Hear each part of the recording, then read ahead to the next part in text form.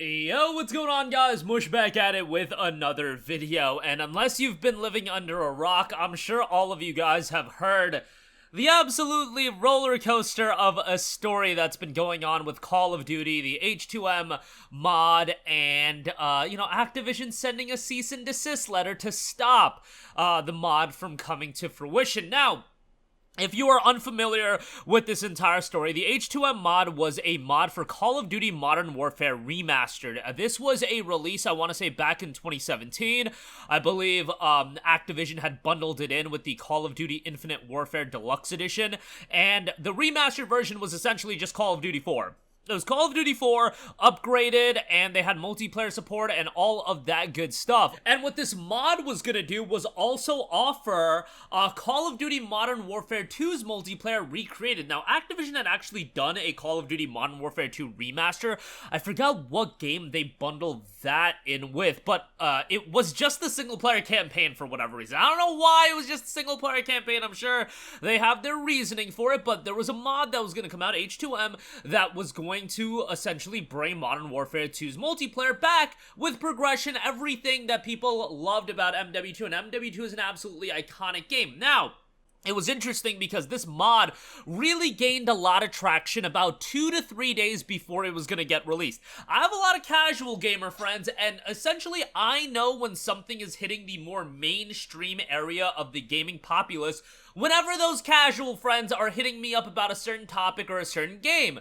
When I had casual friends hit me up about the H2M mod, I was like, okay, this is definitely gaining a lot of traction. That is always a clear indicator for me when people I know that aren't super into video games hear about something, and then they ask me as the dude that is in their orbit that is super into video games. And I was like, okay, this actually has a little bit of traction, because my thought process with mods like this is always, okay, this is really cool. How many people are actually gonna take the initiative to install a mod, figure out how it works, and then keep a multiplayer active like it would require for H2M? And then, when you have more casual consumers take notice, then it's like, okay, there's gonna be a lot of interest. Not only that, couple days prior to the release of this mod, Call of Duty Modern Warfare Remastered was conveniently 50% off for $19.99.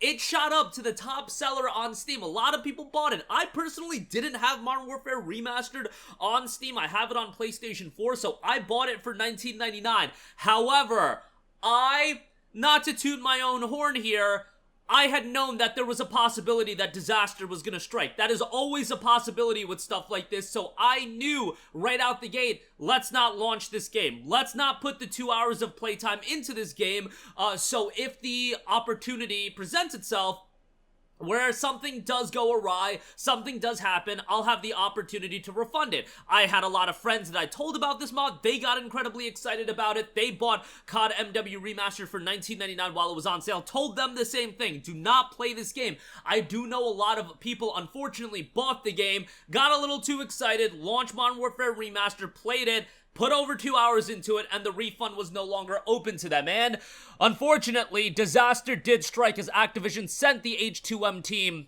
a cease and desist letter, and all of the progress in the mod was shut down. And this is just a reality. It is an expectation, and people might be wondering, hey, is there any reason, is there legal ground Activision can stand on? This is just a mod for a game that already exists.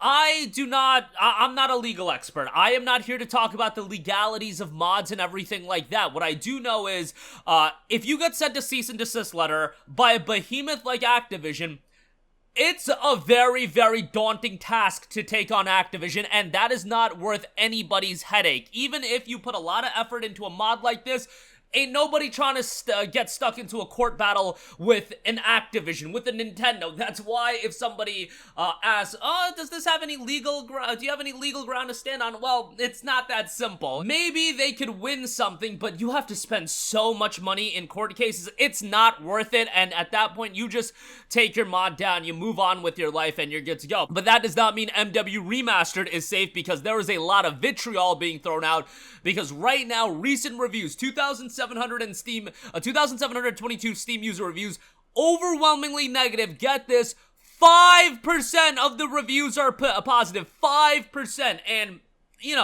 Activision can do whatever the hell they want. The H2M creator did note that Activision's reasoning was worried that the mod would interfere with Black Ops 6 sales, which, that is more of an indication on the Call of Duty franchise losing a lot of luster, and I don't believe it would have hindered Black Ops 6's sale. I think the people that are excited for Black Ops 6 are going to play Black Ops 6 regardless, whether they buy it, whether they play it through Game Pass, whatever the deal is.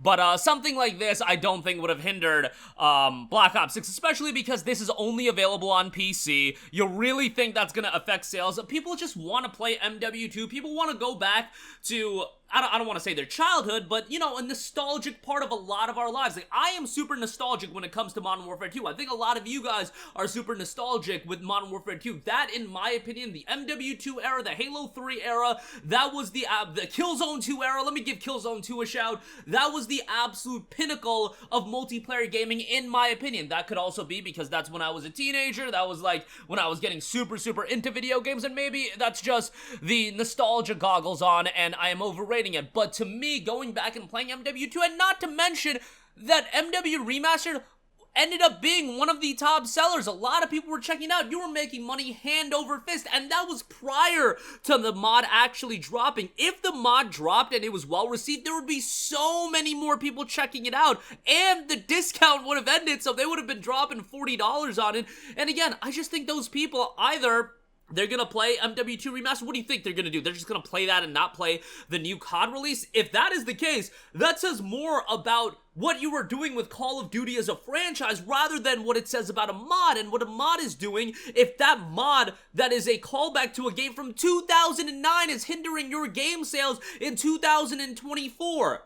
And ultimately, you would have been benefiting off of it because you would have been selling copies of Call of Duty Modern Warfare Remastered, and not to mention, this would have only been on PC. It's not like people on PlayStation or Xbox could be playing this either, so I just don't think that, like, tracks a lot, and I think that's more of a clear indication. If that's what Activision truly believes, which I don't think that's what they believed, I just think they want to put a kibosh to something like this. Who knows? Maybe they want to do an MW Remastered at some point, MW2 Remastered multiplayer at some point. They want to figure out how to monetize it, and they want to sell microtransactions. I don't know, but what I do know is one of the unfortunate realities when it comes to things like the modding scene and trying to sustain games from yesteryear that, you know, an Activision and Nintendo, so many of these publishers can come in and they don't want stuff like this to get off the ground, which is such a bummer. I do know that there's apparently some workaround where somebody is trying to get H2M to, you know, be preserved or whatever, but what I do know is Activision is absolutely whack, and unfortunately, this is something that at least at this point, won't be seeing the light of day at a wide level. You know, Activision is one of those companies that I don't think they're gonna circle back and take it back. I wish they would have just, you know, put the cease and desist out right away. Why wait until you sell a bunch of, obviously, I know why wait, they sold a bunch of copies of the game. Some people put over 2 hours on it and they can't get a refund. You know, they profited off of this mod that never even came to fruition. This game was literally the top seller on Steam. That is not hyperbole. It was the top seller for a little bit, just because of the traction the mod got prior to the mod coming out. If the mod came out and it was well received, it would have exploded a la something like DayZ back in whatever year it was, 2012, 2013. And I think more and more people would have checked out COD MW Remastered. But it is what it is. Let me know your guys' thoughts in the comment section down below. Certainly an unfortunate story here, but that'll do it for me. Let me know all of your thoughts down below. Thanks for watching. I'll catch you guys in the next one. Peace out. Hey, what's going on, guys? Mush here again. Hope you enjoyed the video. As you guys might know, YouTube's notification system is sometimes a little bit wonky, even if you're subscribed to the channel. Maybe you're not abundantly aware that I uploaded a video. To remedy that situation, make sure you hit the bell notification button. This way, whenever I upload a new video, and I try to upload as consistently as possible, you will be notified directly of the upload, and you can watch it as soon as it goes live. I would really appreciate if you guys hit that button so you can stay up to date with all of the content I'm posting. But as always, guys, thanks for watching, and I'll catch you guys in the next one. Peace out.